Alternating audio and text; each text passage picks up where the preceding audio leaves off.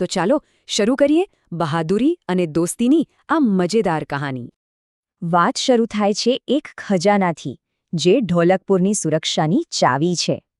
રાજા ઇન્દ્રવર્મા કહે છે કે ગામના રક્ષક એ જાદુઈ ઘંટને બચાવવો જ પડશે. જુઓ, આ કોઈ સાધારણ ઘંટ નથી, એ તો આખા ગામની સુખાકારીનું કેન્દ્ર છે.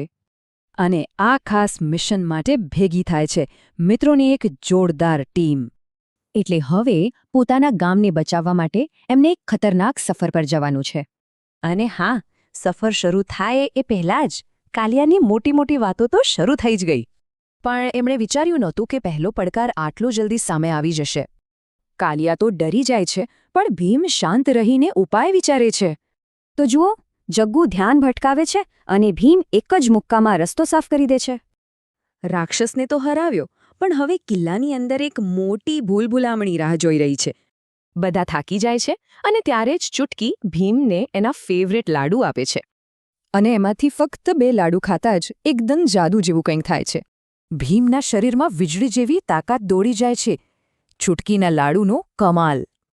અને આ જ નવી શક્તિથી ભીમને એક દિવાલ પાછળ છુપાયેલો દરવાજો દેખાય છે.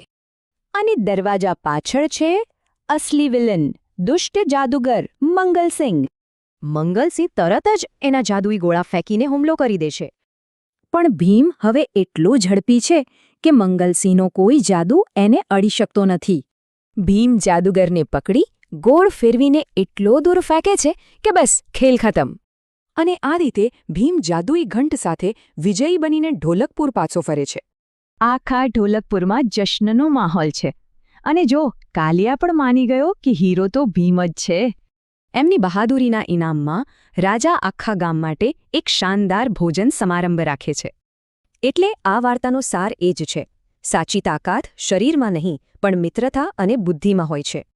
તો પછી આપણા જીવનમાં કઈ તાકાત સૌથી વધુ મહત્વની છે?